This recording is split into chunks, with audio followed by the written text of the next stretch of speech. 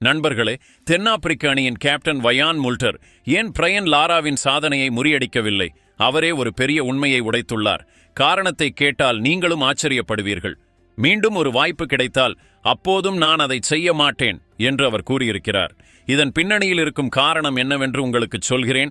ஜிம்பாப்வேக்கு எதிரான இரண்டாவது டெஸ்ட் போட்டியின் போது மேற்கிந்திய தீவுகளின் தலை சிறந்த வீரர் பிரையன் லாராவின் சாதனையை முறியடிக்கும் பொன்னான வாய்ப்பு தென்னாப்பிரிக்க கேப்டன் வயான் முல்டருக்கு கிடைத்தது. ஆனால் அவர் தனது இன்னிங்ஸை டிக்ளேர் செய்து அனைவரையும் திகைக்க வைத்தார்.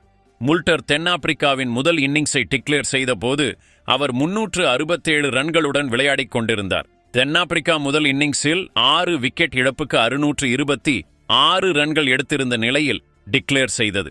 அன்றைய ஆட்டம் முடிந்த பிறகு டெஸ்ட் கிரிக்கெட்டில் ஒரு இன்னிங்ஸில் பிரையன் லாரா எடுத்த 400 ரன்கள் சாதனையை ஏன் முறியடிக்கவில்லை என்பதை முல்டர் வெளிப்படுத்தினார். ஜிம்பாப்வேக்கு எதிரான இரண்டாவது நாள் ஆட்டம் முடிந்த பிறகு முல்டர் பிரையன் லாராவின் சாதனை குறித்து ஒரு பெரிய உண்மையை வெளியிட்டார். அவர் சொன்னார், முதலில் எங்களிடம் போதுமான ரன்கள் இருப்பதாக நான் நினைத்தேன். நாங்கள் பந்து வீச வேண்டும். இரண்டாவது, பிரையன் லாரா ஒரு சிறந்த வீரர். அந்த காலத்து வீரர்களுக்கு இந்த சாதனையை தக்க வைத்துக் கொள்வது நியாயமானது. மீண்டும் எனக்கு ஒரு வாய்ப்பு கிடைத்தால் நான் அதையேதான் செய்வேன். நான் சுக்காதுகளுடன் பேசினேன். அவர்களும் அதையேதான் உணர்ந்தார்கள். பிரையன் லாரா ஒரு ஜாம்பவான். அவர் இந்த சாதனையை தக்க வைத்துக் கொள்ள தகுதியானவர். பிரையன் லாரா 2004ஆம் ஆண்டில் இங்கிலாந்துக்கு எதிராக ஆட்டமிழக்காமல் 400 ரன்கள் எடுத்தார் என்பது குறிப்பிடத்தக்கது. அவரது சாதனையை இதுவரை யாரும் முறியடிக்கவில்லை. பிரையன் லாராவின் சாதனையை முறியடிக்க முடியாவிட்டாலும் முல்டர் ஒரு புதிய வரலாற்றை படைத்துள்ளார்.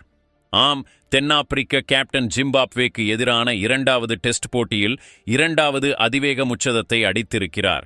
முல்டர் 297 பந்துகளில் தனது முச்சதத்தை பூர்த்தி செய்தார்.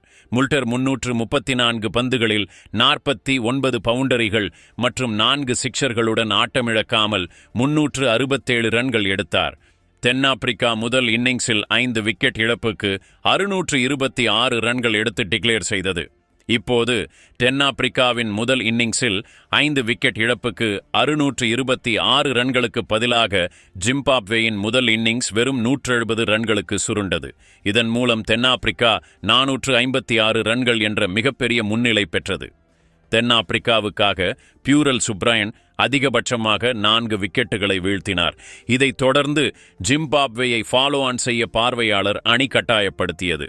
இரண்டாவது நாள் ஆட்டம் முடியும் வரை ஜிம்பாப்வே இரண்டாவது இன்னிங்ஸில் ஒரு விக்கெட் இழப்புக்கு 51 ரன்கள் எடுத்திருந்தது. அவர்கள் இன்னும் 405 ரன்கள் பின்தங்கியுள்ளனர். சரி, வயான் முல்டரின் இந்த அறிக்கை குறித்து உங்கள் கருத்து என்ன? வயான் முல்டர் செய்தது சரியா என்று உங்கள் கருத்தை கமெண்ட் பாக்ஸில் தெரியப்படுத்துங்கள்.